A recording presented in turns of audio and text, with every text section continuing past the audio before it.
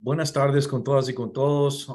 Es un gusto estar con ustedes el día de hoy para compartir un poco las lecciones aprendidas que hemos tenido en el tema de los servicios financieros digitales para migrantes y refugiados venezolanos. Mi nombre es Oscar Guzmán y vamos a tener traducción al inglés. Los organizadores están trabajando con eso. For the people that are waiting for the English translation, organizers are waiting for it. Entonces, bueno, mucho gusto estar con ustedes. Yo estoy en este momento dirigiendo el proyecto de inclusión económica financiado por USAID y ejecutado por el Consejo Mundial, en el cual trabajo en el WOCU para Perú y Ecuador, dirigido a población migrante y refugiada venezolana, pero también a población vulnerable local o las comunidades de acogida. Esta experiencia que voy a compartir el día de hoy con ustedes se trata, por supuesto, del proyecto y de lo que hemos venido ejecutando en estos 2 años de trabajo, pero también en experiencias previas que hemos tenido en Colombia, por ejemplo, en la implementación de proyectos en la frontera con Venezuela, donde el Consejo Mundial y nosotros personalmente hemos tenido experiencias de trabajo con personas vulnerables, desplazadas, migrantes, población rural, indígena, afrocolombiana en ese entonces, mujeres jóvenes, digamos, un amplio espectro de población en temas específicamente de inclusión financiera. Pues bueno, voy a empezar un poco comentándoles o presentando la información, un poco de la estadística, ¿verdad? La estadística nos dice que al momento más o menos 7 millones de venezolanos han salido de su país y 5.9 millones se encuentran en América Latina y el Caribe, es decir, aproximadamente 6 millones. De estos, aproximadamente 2 millones se encuentran en Perú y Ecuador, es decir, un tercio de la población venezolana que salió de su país. Y según la plataforma Response for Venezuela, pues la proyección a diciembre es que en Ecuador tengamos más o menos 800,000 personas venezolanas y en Perú superemos ya el 1.5 millones. Es decir, es una población que sigue creciendo en términos de migrar hacia otros países y tanto Ecuador como Perú en su conjunto llegan más o menos a nivelar al país que tiene el mayor número de migrantes venezolanos, que es Colombia en este momento. Eso para darles un contexto respecto de la estadística. Nuestro proyecto está enfocado en trabajar o concentrado en la capital, en Lima, en Perú, y en las ciudades de Quito y Guayaquil, en Ecuador, porque son las ciudades donde se encuentra concentrada la población venezolana.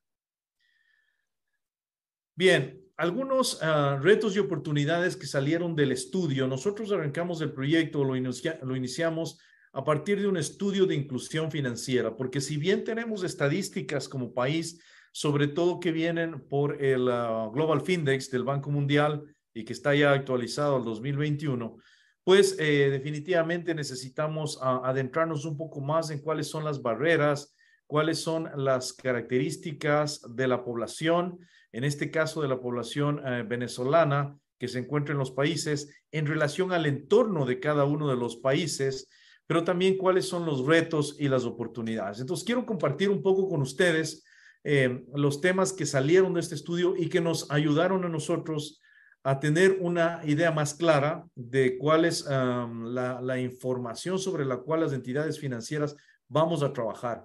Porque creo que lo más importante aquí es comentarles que la asimetría de información, es decir, la falta de información por parte de las entidades financieras, es la que hace ver riesgos en todas partes y probablemente donde no las hay. Entonces, bien, un poco los retos que nosotros identificamos con la población migrante y refugiada venezolana, para luego hablar de las oportunidades. Primero, dependiendo de la situación y de la evolución migratoria en cada uno de los países, ha habido diferentes tipos de estatus, llamémoslo así, migratorios, diferentes tipos de documentos, diferentes tipos de identificaciones que tienen o han tenido o ha tenido la población venezolana en estos años en los que hemos estado, digamos, recibiendo a estos flujos migratorios. Entonces, en el caso específico de Perú, por ejemplo, Les podemos decir que hubo un PTT, hay una solicitud de refugio, un carnet de refugiado, una cédula de extranjería, que hay ahora un CPP, que es otro, digamos, no solo el documento, sino un estatus migratorio. Es decir, son varios documentos y no todas las entidades aceptan, por supuesto, todo tipo de identificación. Esa es una de las principales o de las primeras barreras con las que nos encontramos, que no se aceptan estos tipos de identificación porque no se conocen, es decir, no hay información exacta para que las entidades financieras entendamos cuál es el tema de no solo documentación, sino el estatus migratorio o los diferentes estatus migratorios que pueden existir en los países. Segundo, claro, como hay asimetría de información, se exigen muchos requisitos, ¿verdad? O requisitos extras. Para la población local tenemos requisitos para abrir cuentas, por ejemplo, para acceder a créditos. Para abrir cuentas en donde se supone que no hay un riesgo inherente para la entidad financiera, se ponen requisitos extras como, por ejemplo, que yo te puedo abrir una cuenta de ahorro siempre y cuando te presente una persona local que te conozca o pongas como referencia a varias personas locales que te conozcan. Es decir, para nada más abrir una cuenta de ahorros, ya necesitamos nosotros o las personas venezolanas tenían estas o tienen todavía en algunas entidades estas barreras de que no pueden hacerlo en las mismas condiciones de que lo haría una persona local. La percepción de riesgo viene por el lado de la, como les dije, de la falta de información, pero también viene por el lado de que se piensa de que todas las personas migrantes requieren crédito, que vienen por crédito y por supuesto ya en el crédito estamos viendo riesgos, porque el principal paradigma que tienen las entidades financieras normalmente es que si vienen con crédito se van a regresar a su país en algún momento y nos vamos a quedar con la cartera pendiente o la cartera morosa. Ahora vamos a hablar un poco más de cuál es la realidad de estos temas y que no necesariamente esos paradigmas son válidos. El otro tema importante es la falta de una oferta adecuada. Es decir, no solamente son las barreras de requisitos o documentales, ¿verdad? Y de paradigmas, sino también es que hay que adecuar la oferta de productos y servicios al nuevo segmento poblacional que vamos a atender, que es la población migrante y refugiada. Pero también, como empezamos este proyecto y en los últimos años hemos tenido la afectación de la pandemia del COVID-19, definitivamente ya la tendencia, no solamente porque se trata de migrantes y refugiados, sino a toda la población local, la tendencia es de que los servicios financieros ahora tienen que ser digitales. Esto nos trae algunos retos adicionales, que es que las entidades financieras enfrenten el reto de la digitalización de los servicios financieros para los dos tipos de población, es decir, no necesariamente la población, como les digo, que llega a los países, sino también para la población local. Otro de los retos es que a pesar de que en su país la población venezolana ya tenía acceso a servicios financieros, de hecho los niveles de inclusión financiera en Venezuela eran bastante altos, ¿verdad? Y son en realidad todavía altos.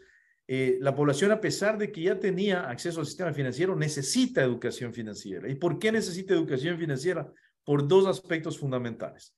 El primer aspecto es el que estamos en otro país, otro sistema financiero, otra cultura financiera, otro entorno financiero. Es decir, necesitamos conocer cuál es la oferta y cuáles son las características del nuevo sistema financiero o del sistema financiero en el país que nos está acogiendo, el país de acogida. Pero el otro lado de la educación financiera o de la importancia de la educación financiera viene por el lado del ahorro. Y es algo que no solamente en Venezuela, sino en la mayoría de nuestros países de América Latina se da. Y es que al no tener una educación financiera desde pequeños, desde niños, desde jóvenes, definitivamente crecemos con ese paradigma del crédito, de que el que no tiene crédito, el que no se endeuda, no llega a tener nada.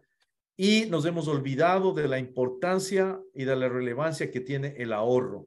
Y relacionado con el ahorro, el tema de seguros. Así que yo creo que por ese lado es importante, los hábitos de ahorro necesitamos reforzarlos en general y en la población que nos está visitando también. Tal vez algo de mencionar es que desde Venezuela las personas vienen con no solamente con un alto nivel de inclusión financiera, sino ya con una experiencia interesante en temas de seguros. Así que nos ha facilitado mucho en la parte de educación financiera llegar a la población con la sensibilización de la importancia de tener o contar con productos de seguros adecuados. Otro reto que encontramos nosotros cuando llegamos o cuando empezamos el proyecto es que solo el 16% de venezolanos en los dos países accedía a servicios financieros. Esto es un reto tremendo porque obviamente, imagínense todos ustedes, si no tuvieran servicios financieros, ¿cómo van a hacer para no solamente manejar sus flujos financieros y sus recursos, sino también para enfrentar riesgos que puede tener el entorno? En plena pandemia, por ejemplo, ¿cómo enfrentar la pandemia si no tenemos recursos de ahorro, de seguros o créditos o acceso a servicios financieros que nos permitan minimizar aquellos efectos de la pandemia? Pero esa era la realidad. Claro, el reto también estaba en la población local, porque la población local también, según las cifras del Findex nuevamente, en promedio solo 1 de cada 2 personas ecuatorianas o peruanas tienen acceso a servicios financieros. Es decir, que el reto también está en la población local. Y si bien habíamos hablado de que en el Ecuador más o menos 500,000 venezolanos están en este momento y en el Perú 1.5 millones, pues los que no tienen servicios financieros en el Ecuador son más o menos 6 millones de personas y en el Perú más o menos 12 millones de personas. Es decir, que la necesidad de inclusión financiera y de servicios financieros está pues en los dos segmentos poblacionales. Bien. Ahora, este estudio también nos trajo algunas oportunidades o potencialidades que es necesario compartir con ustedes. El primero, que el 70% de los migrantes tiene una fuente de ingresos, sea un negocio, ya sea este formal o informal, o un empleo.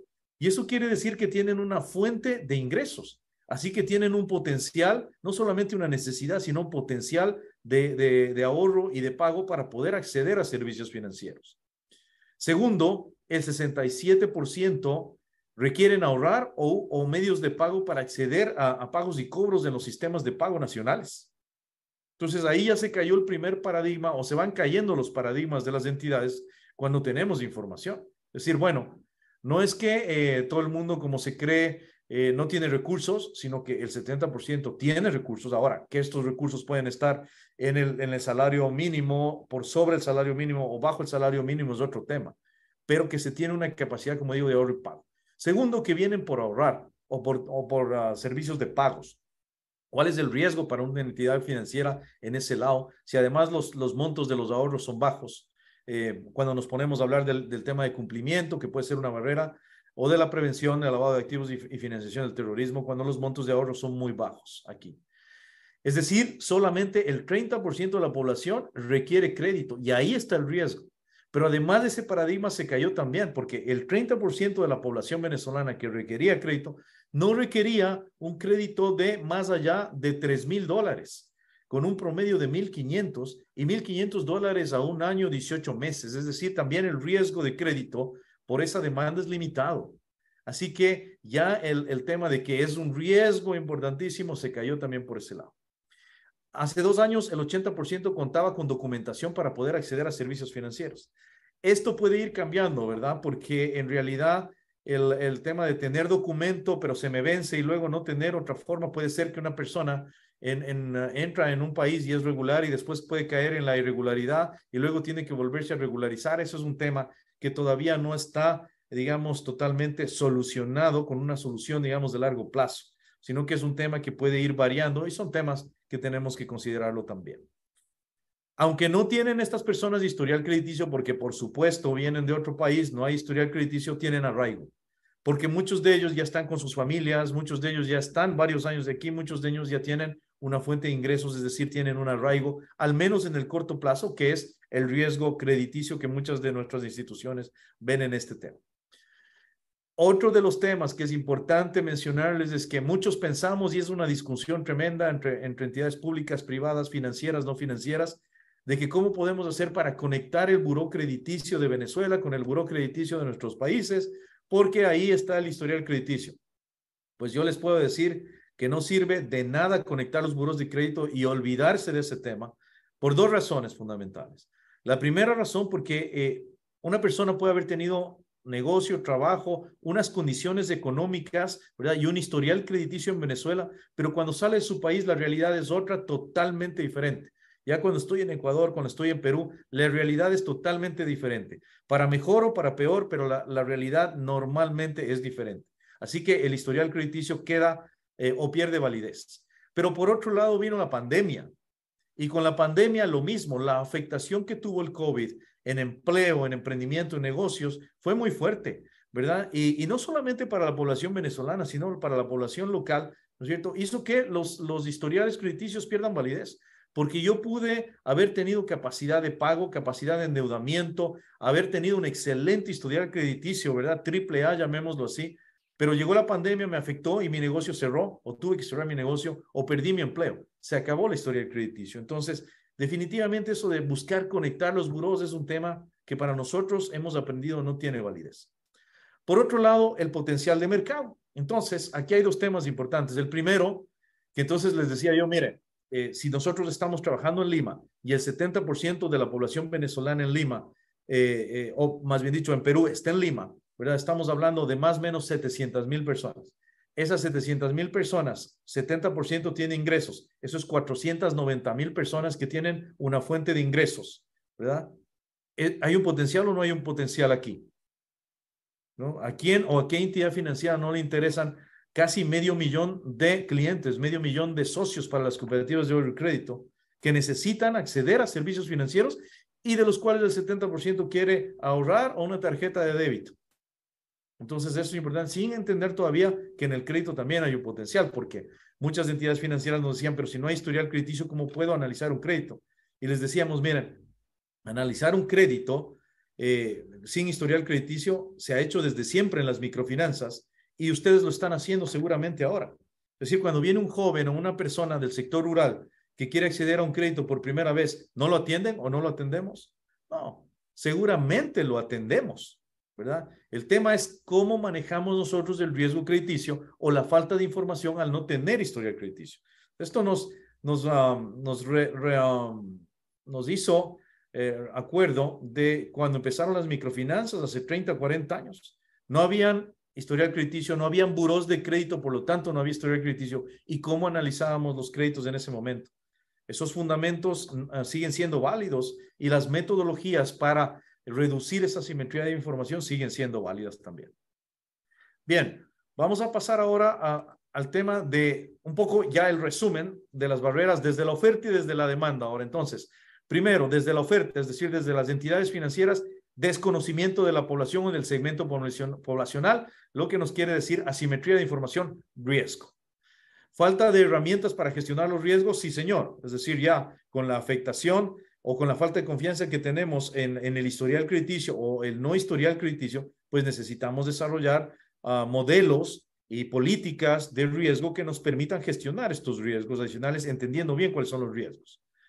Falta de innovación y o adaptación de los productos, servicios y canales, es decir, de la oferta financiera, que no solamente son productos y servicios, sino canales y medios de pago al segmento, pero no solo al segmento de población venezolana, sino al segmento del personal local, porque la pandemia definitivamente cambió todo, cambiaron las fichas y desequilibró o cambió, digamos, la cancha donde jugamos las entidades financieras o donde trabajamos las entidades financieras. Deficientes canales de distribución, ya vamos a ver en adelante, vamos a hablar un poco más de este tema, de que muchas veces no son ni los productos, sino los canales los que se necesitan. La falta de digitalización, eso era un hecho, es decir, antes de la pandemia ya era necesario digitalizar los servicios financieros y ya teníamos una deuda como entidades financieras en general en esta digitalización. Pues ahora es un deber tener. La entidad financiera que no tiene digitalizados los servicios financieros difícilmente podrá competir en el futuro. Y el desconocimiento de la normativa también, porque nos dimos cuenta de que la normativa o la regulación de cada uno de los países permitía a las entidades financieras operar, trabajar, brindar servicios financieros a la población migrante en general con diferentes tipos de documentación.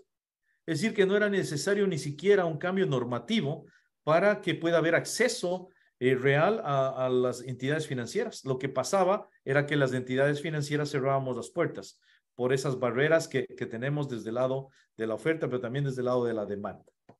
Lo he mencionado, desde la demanda, una de las barreras es el desconocimiento del migrante respecto del sector financiero del país de acogida, de la oferta de servicios financieros, ¿cierto? El tema del estatus migratorio también, digamos, es digamos, un tema a considerar porque definitivamente como les decía, no es que ya soy regular, puedo pasar de regular a irregular y luego a regular. Entonces, este estatus migratorio me permite o no acceder a los servicios financieros. Hablamos ya del tema del historial crediticio y, por supuesto, la dificultad para acceder a créditos de conseguir un garante. Si estoy en un país recientemente y no conozco a las personas, porque además de que llegué al país recientemente, estuve encerrado durante la pandemia, ¿verdad? Entonces difícilmente pude conocer a personas y que me conozcan a esas personas, difícilmente puedo presentar un garante y no tengo inmuebles para dar de garantía para créditos, entonces eso se convertía en una barrera. El 98% de la población migrante y refugiada del estudio que hicimos vivía o no tenía inmuebles propios, el 98%. Entonces eso quiere decir que no hay una garantía real que respalde un crédito. Ahora, garantía real para un crédito de $1,500, $3,000 en promedio, pues tampoco se veía que era, digamos, un tema, siempre y cuando se manejen o se entiendan cuáles son los riesgos por parte de las entidades financieras.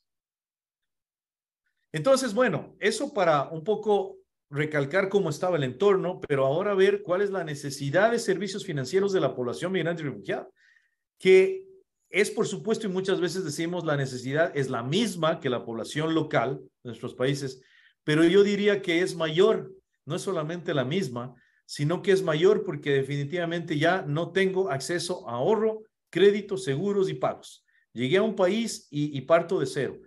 Y les digo yo que he vivido en varios países y he sido también migrante, ¿no es cierto? Siempre que uno llega a un país, sea en la calidad que sea, regular por supuesto, pero sea en la calidad en la que tú llegues, definitivamente tienes barreras de acceder a servicios financieros. Es difícil abrir una cuenta. Es difícil tener un plan de celular. Es difícil tener un plan en la televisión. Es difícil abrir una cuenta de ahorros. Es difícil tener un seguro y mucho más difícil acceder a un crédito. Pero es importante, por supuesto, porque el acceso, ¿no es cierto?, es el acceso a servicios financieros, ¿no es cierto?, nos limita el crecimiento personalmente como familias y, por supuesto, limita ese mejoramiento de la calidad de vida de las personas, ¿no? No puedo transar, no puedo ahorrar, no puedo comprar de manera virtual. Si no tengo acceso a productos de ahorro, no puedo ahorrar, el refugiado inmigrante no puede alcanzar las metas, sueños, acumular activos, que es importante para hacer frente a los riesgos que pueden venir en el futuro. Si no tengo productos de seguro, asimismo el migrante y refugiado no puede hacer frente a estos riesgos para proteger no solamente su negocio, sino también a su familia. Sin crédito, y yo soy, digamos, emprendedor o microempresario o empresario, no puedo incrementar mis activos fijos o contar con capital de trabajo para poder fortalecer y crecer este negocio ni atender las emergencias que pueda tener en el negocio. Así que sin acceso a crédito no se puede crecer tampoco. Sin servicios financieros, y aquí hay un tema bien interesante porque el proyecto también trabaja con víctimas o sobrevivientes de violencia basada en género y nos preguntamos, ¿qué tienen que ver los servicios financieros con las víctimas de violencia basada en género? Parecería que nada, pero nos dimos cuenta de que tiene que ver todo, los servicios financieros tienen que ver todo con las sobrevivientes de violencia basada en género, porque si una sobreviviente basada en género de violencia, que no haya sido estabilizada psicológicamente, legalmente, probablemente en una casa a la mujer con alimentación, techo, vestido, etcétera. Si esa sobreviviente no tiene un medio de vida, ¿no es cierto?, es decir, un empleo o un emprendimiento que le permita tener una fuente de ingresos y no tiene educación financiera y servicios financieros que le permita tener una independencia financiera, esa sobreviviente no va a salir del círculo de violencia. Entonces, entendimos que los servicios financieros y los medios de vida tienen que ver todo con las sobrevivientes de violencia basada en género.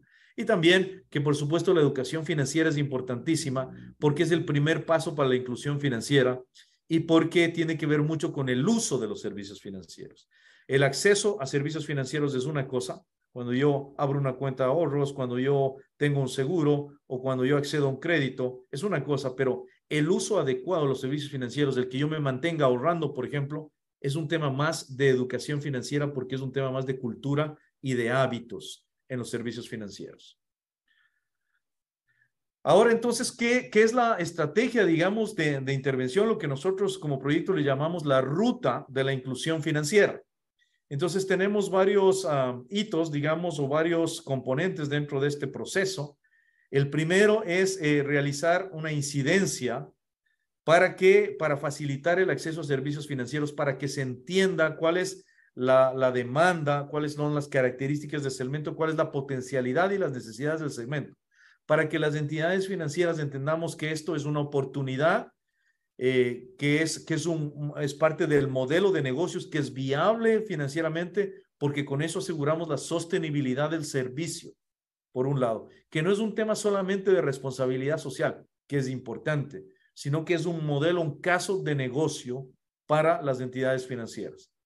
Por otro lado, también trabajamos con los organismos de regulación y supervisión, es decir, con las superintendencias muy de cerca, bancos centrales, para poder, digamos, no solamente integrar al segmento dentro del sistema financiero nacional, sino también para que sea parte de la implementación de la estrategia de inclusión financiera nacional, que normalmente las superintendencias y los bancos centrales o los ministerios de economía están implementando en los diversos países. Así que los migrantes y refugiados no queden por fuera de la Estrategia Nacional de Inclusión Financiera.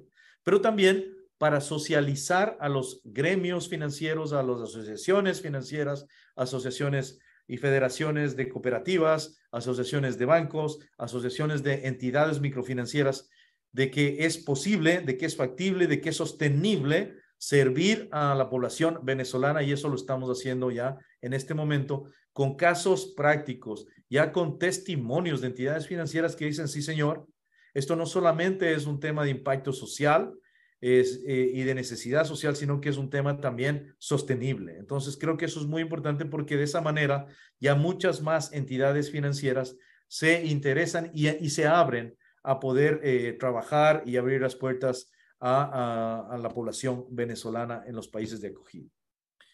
El otro tema es trabajar la oferta con las entidades financieras, y una vez que se han visto las oportunidades, los casos de negocio, que esto es sostenible, empezamos a ajustar políticas, procesos y procedimientos. Yo creo que aquí, tema importante de que hasta los sistemas informáticos, que puede parecer algo tan simple, ¿verdad? De ajustar el sistema informático, es una barrera tremenda, pero que, digamos, puede facilitar el acceso a servicios financieros de la población venezolana. Y es que el número de dígitos, por ejemplo, o los dígitos son alfanuméricos, los que se tienen en los países, ¿no es cierto? O que tienen los migrantes y refugiados venezolanos, no son aceptados en el core bancario de las entidades financieras. Entonces, simplemente no podemos operar o no podemos, digamos, incluirle financieramente, porque en el sistema no acepta el número de dígitos o los dígitos alfanuméricos del documento de identificación de la persona venezolana. Entonces es increíble, para hasta esas cosas mínimas se dan.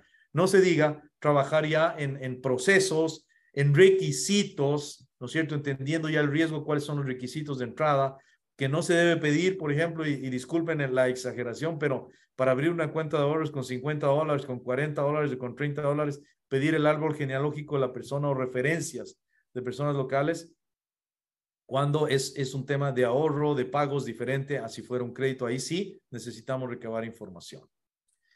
Después, por el otro lado, el tema de canales y medios de pago. Es decir, yo creo que esto es importante ya, porque con la necesidad ahora de digitalización de los servicios financieros, el paradigma cambió, y es el que las entidades financieras debemos acercar los servicios financieros a la población, ¿verdad?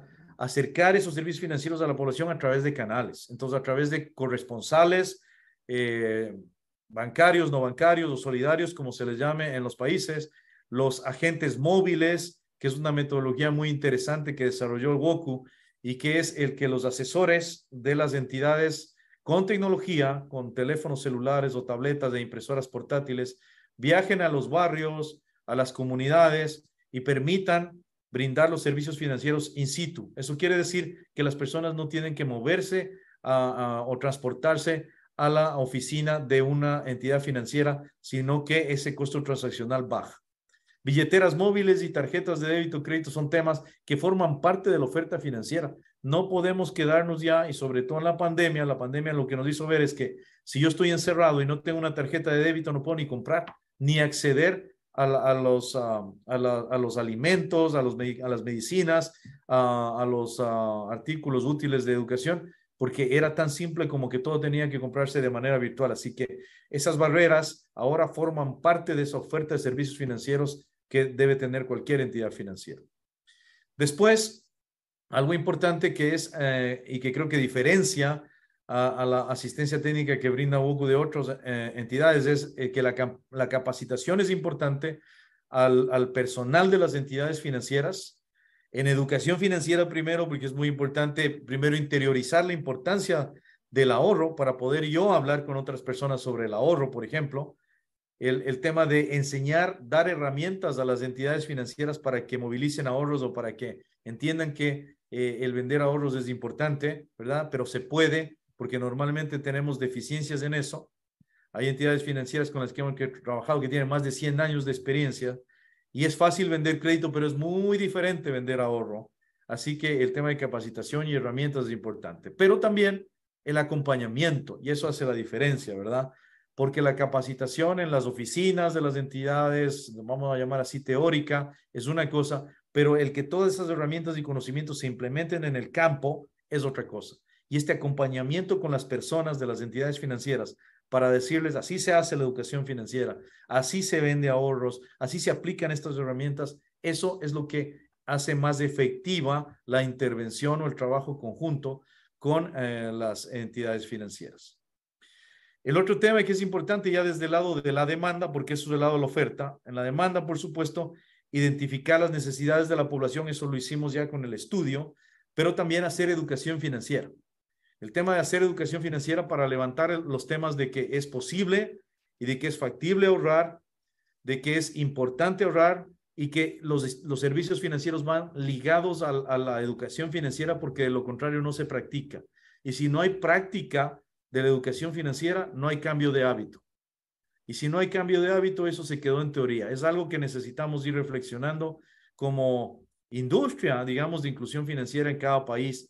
Pero es el tema de que la educación financiera debe ir ligada a los servicios financieros porque lo contrario no es práctica y si no es práctica no se puede cambiar hábitos. Después viene un tema importante que es ya la vinculación de la oferta y la demanda. Y nosotros lo hacemos a través de lo que le llamamos ferias financieras o jornadas financieras, en donde llega la población educada financieramente y se encuentra con una oferta ya adecuada de las entidades financieras a las necesidades de la población. Y la población, en este caso, migrante y refugiada venezolana, decide qué entidad financiera es la que más se adecua a mis necesidades y qué producto financiero es el que más se adecua a las mismas. Entonces, creo que es importante porque se presentan varias alternativas a las personas para poder acceder a los servicios financieros. Sí, tenemos algunas preguntas en el chat. Les voy a pedir, sí, por favor, las vayamos haciendo, vayan poniendo las preguntas en el chat y las personas que prefieran hacer las preguntas, al final de la charla vamos a tomarnos 5 o 10 minutos para poder tener una sesión de preguntas y respuestas. Bien, vamos a continuar entonces. Esta es, como les digo, la ruta que nosotros aplicamos para poder preparar a la oferta y preparar a la demanda para poder tener una inclusión financiera efectiva. Dentro de la educación financiera, por supuesto, temas presenciales, pero también virtuales, porque ya con la pandemia hemos visto que es necesario tener este tipo de herramientas.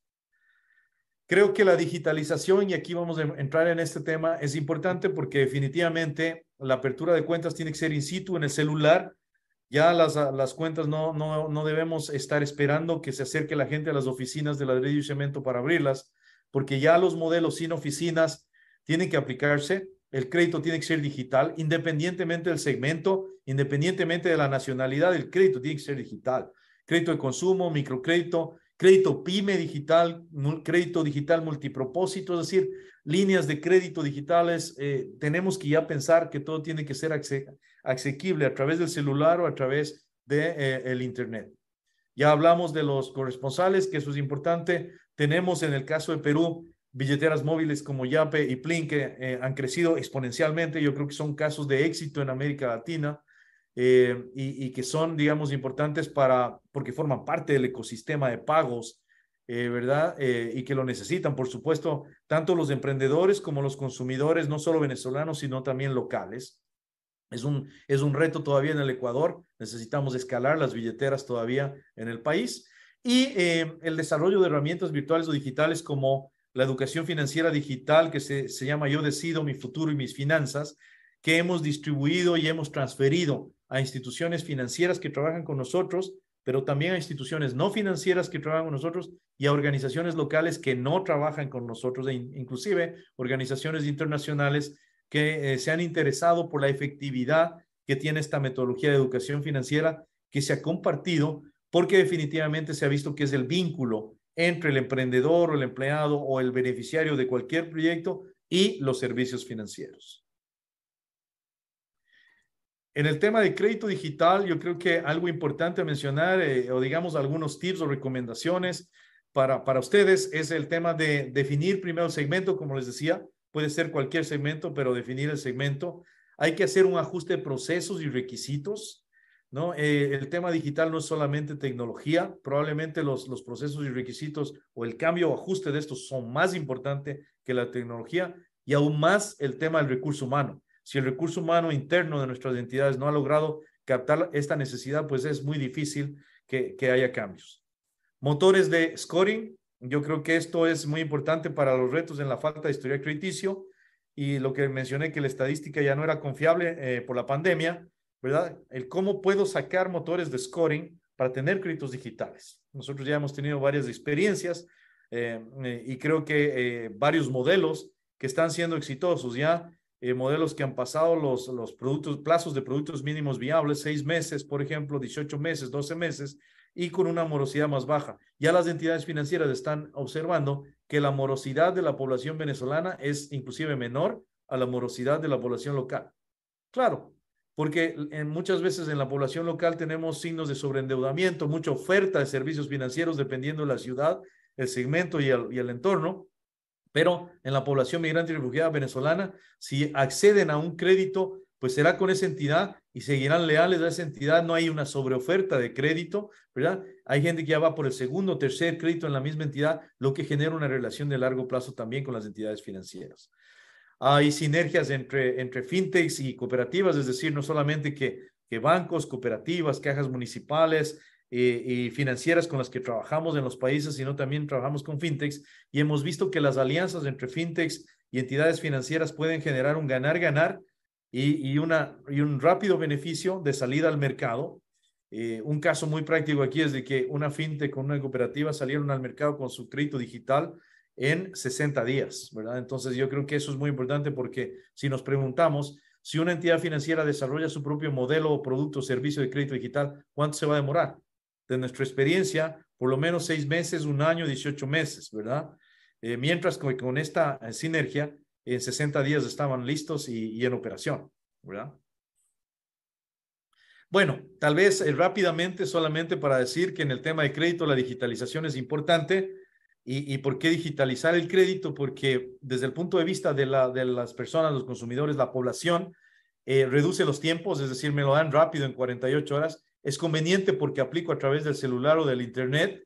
Son menos requisitos porque además no tengo que entregar una copia del documento de identidad, no tengo que entregar copias, sino que todo es fotografías, escaneo de documentos. Ya no hay documentos físicos, de hecho, y eso es importante.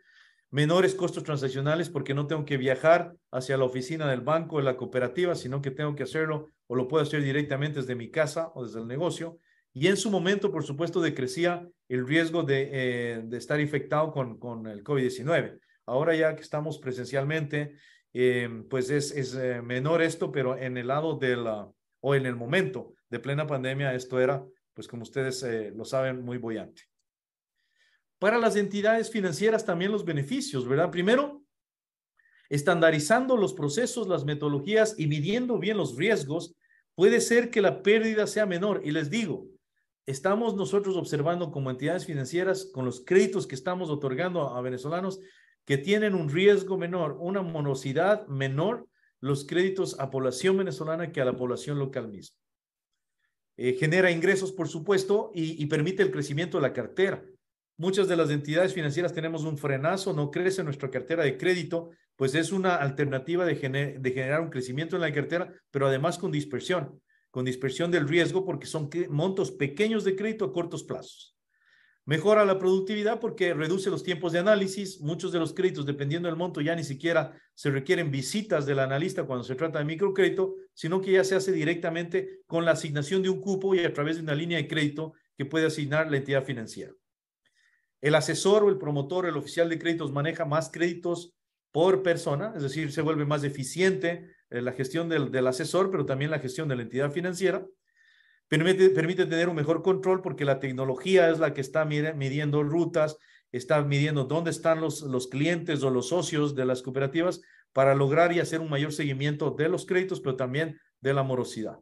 Y permite una venta cruzada porque definitivamente el tema de crédito viene con el tema de seguros, viene con el tema de ahorros y viene con el tema de pagos. Así que es un tema de ganar para las entidades financieras. Quiero brevemente comentarles o lo que nosotros le llamamos el ecosistema financiero digital. Básicamente es un modelo sin oficinas, hacia allá va el futuro. Ya el ladrillo y cemento no va más, digamos, tiene sus días contados. Y aquí es, digamos, solamente decirles que en este ecosistema, como ven, la comunidad todavía accede a través de los ATMs o a través de una billetera móvil o a través de un corresponsal, un agente corresponsal que es asimismo el microempresario que también es cliente o socio de la entidad financiera, ¿verdad? O un agente móvil, que son estas personas que les comentaba que con tecnología viajan a los barrios y las comunidades, ¿verdad? Para entregar los servicios financieros in situ, definitivamente con una oferta integral y digital basada en educación financiera digital, lo que se logra es un acceso real a los servicios financieros de una manera digital, pero también un uso adecuado de los servicios financieros. Y hemos visto que las tasas de activación de las cuentas de ahorro, que normalmente son bajas en nuestros países y en nuestras entidades, la tasa de activación es más o menos 40% normalmente. Las tasas de activación con estos modelos, teniendo estos agentes más cerca y con educación financiera digital, virtual, que complementa la presencial, las tasas de activación suben al 80-90% inclusive. Así que eso genera también un mayor compromiso, cercanía, confianza y, por supuesto, una mayor eficiencia para las entidades financieras. Quiero comentarles aquí solamente el costo transaccional, que es el paradigma de llevar los servicios financieros a la población. Es muy importante, digamos, en esto, porque el costo transaccional puede llegar a ser entre el 10 y el 50% del ahorro promedio mensual de una familia vulnerable o de la base de la pirámide, sea venezolano o sea ecuatoriano o sea peruano. Hemos visto que solamente los desplazos y los otros costos asociados al transporte pueden generar este 10-50% que obviamente genera un desincentivo para el ahorro y genera una barrera para la inclusión financiera. Entonces eso, con los canales, como les decía, muchas veces no es la oferta de los productos, sino los canales, lo que es más importante. Algunas lecciones aprendidas, yo creo que aquí, digamos, vamos a resumir. Yo diría que primera, que es sostenible, viable, es un caso de negocio, no solamente con impacto social, el atender a la población migrante y refugiada venezolana con una oferta de servicios financieros, que el riesgo de crédito no está el riesgo de crédito es manejable y que el riesgo de crédito de hecho puede ser hasta menor que el de la población local, y lo vuelvo a recalcar, que el tema de canales es muchas veces más importante que los productos, que es necesario ajustar los productos, digamos, para la población, pero no necesariamente crear productos solamente para venezolanos. Porque si creo productos específicos solamente por nacionalidad, eso no va a generar sostenibilidad. Es un producto que con ajustes es el mismo, que me sirve independientemente de la nacionalidad. Y eso creo que es muy importante. Una de las principales lecciones aprendidas que hemos tenido. Para cerrar, yo creo que es muy importante el tema de escalar los canales, porque si no escalo canales como billeteras, corresponsales, agentes móviles, no voy a llegar con esos servicios financieros a la población. Y finalmente, que los fondos de garantía y los fondos de segundo piso son importantes, pero no son decisorios. No son decisorios para que una entidad financiera trabaje con el segmento y otorgue sus propios recursos, o con sus propios recursos otorgue créditos a la población venezolana. Nosotros llegamos ya, y a la población vulnerable local, nosotros llegamos ya con la barrera de los $8 millones en préstamos, ¿verdad?, de las entidades financieras con sus propios recursos para personas venezolanas y para personas locales vulnerables. en plena pandemia. Es decir, que se ha visto que el riesgo es posible manejarlo y que no necesariamente, como lo digo, depende de fondos de garantía o fondos de segundo piso. No quisiera dejar de que ustedes escuchen, por supuesto, desde las beneficiarias del proyecto, que tiene un fuerte enfoque de género, como ustedes pudieron ver, no solamente es género, sino atención y prevención de violencia basada en género. ¿Cuál ha sido esta experiencia en temas de inclusión financiera?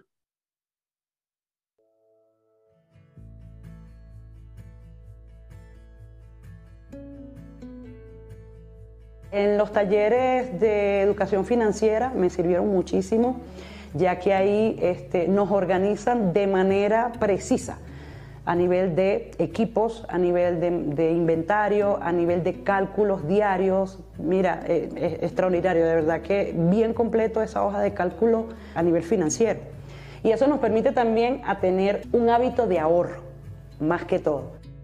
También accedimos en la formación a un módulo que tenía que ver con finanzas personales y finanzas del propio negocio. Y bueno, allí nos dieron el enlace a través de distintas instituciones como financieras. En mi caso específicamente, pues me afilié a Finansol, que es una financiera, valga la redundancia, donde nos permite abrir una cuenta de ahorro y a su vez, en un momento dado, pues acceder a cualquier crédito o microcrédito, tanto personal como de negocio. Aprendí a cómo maximizar los recursos que tengo, a cómo poder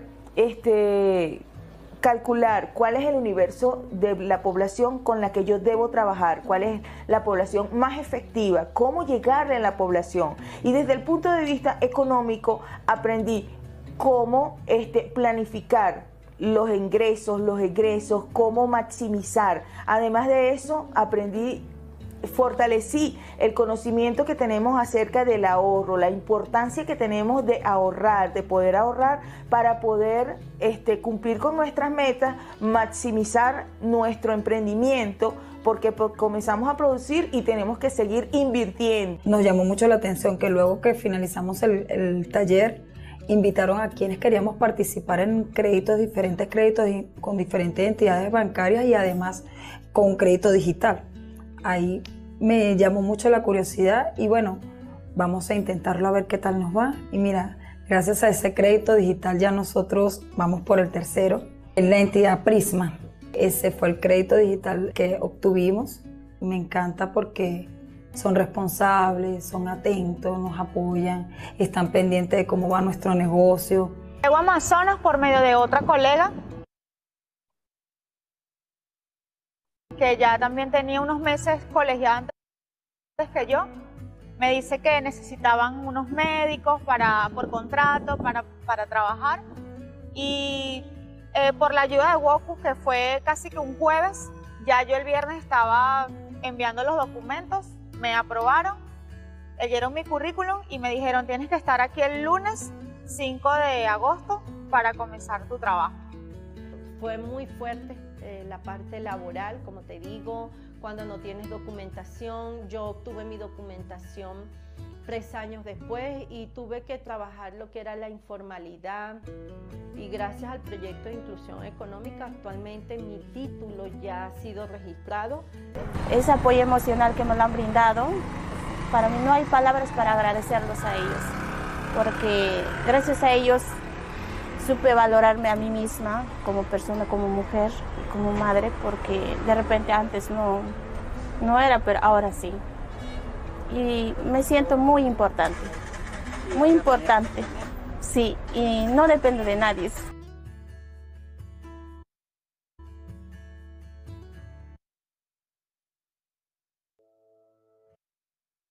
Bien, yo creo que eso es importante, digamos, comentar con ustedes, digamos, o compartir estos testimonios, porque definitivamente se ve que la inclusión financiera es importante y en realidad está cambiando la vida de los migrantes y refugiados venezolanos. Pero también quiero hacer una última reflexión, y es que los servicios financieros son parte de un entorno económico para atender a la población migrante y refugiada venezolana, pero también a la población local. Y es que los servicios financieros o sin servicios financieros, los medios de vida, sean emprendimiento o empleo, no son sostenibles. Eso creo que es importante analizar, pero también desde el punto de vista de la inclusión financiera, nosotros, intermediarios financieros, tenemos que poner los ojos en los programas de emprendimiento, porque estos programas de emprendimiento lo que hacen es mejorar las condiciones de nuestros emprendedores o microempresarios para que a su vez tengan mayor potencialidad de tener o de mejorar o de crecer con los servicios financieros con nosotros. Es decir, las instituciones que están trabajando en emprendimiento tienen que mirar los servicios financieros con sostenibilidad, pero las entidades financieras debemos mirar también las organizaciones de emprendimiento porque definitivamente nos van a generar mayores niveles de sostenibilidad en nuestros clientes. Y ya lo había mencionado en el tema de la prevención y atención de violencia basada en género. Definitivamente los medios de vida y los servicios financieros son definitivamente claves. Ya para finalizar, solamente decirles que los grandes indicadores no son números en realidad para nosotros, sino el cambio y el cierre de brechas de que, por ejemplo, la población venezolana está ganando más, su ingreso es más alto, está acumulando activos, tiene productos de seguros, quiere decir que puede manejar mejor sus finanzas, pero puede enfrentar mejor los riesgos a los que se va enfrentado. Que las mujeres emprendedoras están teniendo más oportunidades que los hombres, que normalmente han sido los que han tenido más oportunidades. Pero no solamente eso, sino que las emprendedoras, mujeres y otros segmentos están generando más ingresos que los hombres. Y eso quiere decir entonces que estamos cerrando en realidad estas brechas que siempre se han mantenido en términos de segmentos de mercado. Lo que yo siempre digo es, y para finalizar, miren, este es un grupo de mujeres beneficiarias, mujeres sobrevivientes de violencia basada en género, y yo digo que son triplemente vulnerables porque el hecho de ser mujer ya genera un nivel de inequidad, de diferencia, de brecha. El hecho de ser mujer migrante genera ya un segundo nivel de vulnerabilidad por el hecho de ser una persona en otro país diferente, en un entorno diferente. Pero el tercer hecho de que sea una sobreviviente de violencia genera un tercer nivel de vulnerabilidad. Y si estas señoras que ven aquí, así como Cirila, que se vio en el video que acabamos de ver, logran salir de ese círculo de violencia con el medio de vida, la educación financiera y los servicios financieros y cambiar su vida y la de sus familias, definitivamente estamos generando ese impacto que en realidad el proyecto Said, Woku y todos los que estamos, los más de 40 socios y aliados con los que trabajamos en los dos países, es en realidad lo que estamos buscando, el fin último que es de mejorar las condiciones de vida con sostenibilidad, porque todo lo que se haga y no es sostenible en realidad no se ha hecho. Lo que nosotros tenemos siempre presente es que para poder llegar a muchas más personas, cuando las entidades locales lo toman como suyo, ven que es una oportunidad, ven que es sostenible, lo van a seguir haciendo y muchas más personas se van a seguir beneficiando. Así que muchas gracias. Con esto termino la presentación y entonces entiendo que vamos a ir un poco con las preguntas. Así que en el chat tenemos algunas preguntas. Tenemos una pregunta sobre el tema de mujeres e independencia financiera. ¿Podría comentar cuáles son las iniciativas que se han implementado en Latinoamérica? Gracias. Bueno, yo creo que en realidad en Latinoamérica este es el primer caso en donde, como les decía inicialmente, nos hemos dado cuenta de que los servicios financieros tienen que ver todo con el género. Y ya lo he mencionado, lo voy a repetir nuevamente. Una mujer, si no tiene independencia económica, independencia financiera, no logra esa autonomía que le permite no solo salir del círculo de violencia, sino, si no tiene violencia, progresar, crecer y salir adelante ella y sus familias. Por otro lado, creo que es importante entender que los canales son muchas veces mucho más importantes para llegar a esa mujer que no sale de la casa, que no sale de su comunidad rural, ¿verdad? Y que no baja ni al pueblo, para llegar con servicios financieros y educación financiera a ellas, canales. A veces no es el producto rosa o el producto violeta, sino que son los canales. ¿Cómo llego a esas mujeres que no tienen ese acceso físico, digamos, hasta cierto punto, a los servicios financieros? Tenemos otra pregunta de Alexandra. ¿Podría hablar sobre cómo se han compartido las lecciones aprendidas con entidades financieras y la población en general? Bien, yo creo que es muy interesante esto porque esa es otra de las innovaciones, ¿no es cierto?, que tenemos acá en el proyecto, porque nosotros hacemos reuniones trimestrales de proyecto con los socios, aliados, con USAID, por supuesto que hay que decir, sin USAID este proyecto no solo que no sería posible, sino que los profesionales de USAID nos han acompañado y hemos tenido estas lecciones aprendidas y estrategias conjuntamente que las compartimos, ¿verdad? Entre todos, cada 3 meses nos reunimos a compartir las lecciones aprendidas y es interesante porque están entidades financieras, entidades expertas en emprendimiento, entidades expertas en fomento de ahorro, están las casas de la mujer que están atendiendo a las sobrevivientes de violencia, están entidades públicas como las municipalidades, las superintendencias, Banco Central, ministerios, ¿verdad? No solamente de economía, sino también de la producción. Están colegas de otros organismos internacionales, de agencias de las Naciones Unidas, para compartir estas experiencias. Pero no solamente lo bueno y lo malo que estamos haciendo, que es importante, lo que funciona, lo que no funciona, sino también el hecho de que tenemos paneles en estas reuniones en donde los beneficiarios comparten lo que les sirve, lo que les parece más importante, cómo ha sido el impacto que el proyecto en general, es decir, los socios y aliados locales, que son los que trabajan directamente con la población, están teniendo sobre las vidas de los beneficiarios. Y eso es lo que nos permite, además de, por supuesto, conferencias, talleres, reuniones, en donde estamos muy dispuestos a compartir las lecciones aprendidas, y no solo las lecciones aprendidas, sino también las metodologías que el proyecto va desarrollando, como el tema, por ejemplo, de la educación financiera.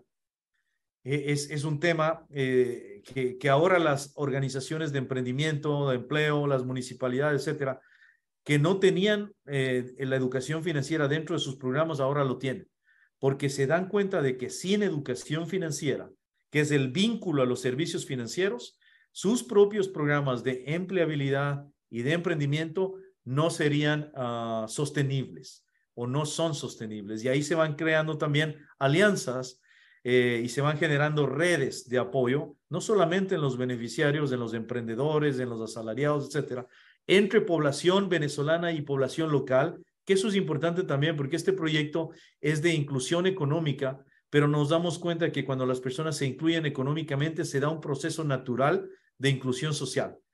Es muy interesante ver cómo mentores peruanos apoyan a profesionales venezolanos a integrarse, cómo emprendedores venezolanos apoyan a emprendedores ecuatorianos en sus negocios, emprendedores venezolanos a emprendedores peruanos en sus negocios y viceversa, y mentores, digamos, de emprendimiento, empleabilidad y mentores financieros también, cómo las entidades financieras ahora empiezan a trabajar de cerca con las organizaciones, entonces, locales de venezolanos. Entonces, yo creo que es importante porque eso definitivamente genera una inclusión financiera, que genera una inclusión económica, que a su vez genera una inclusión social.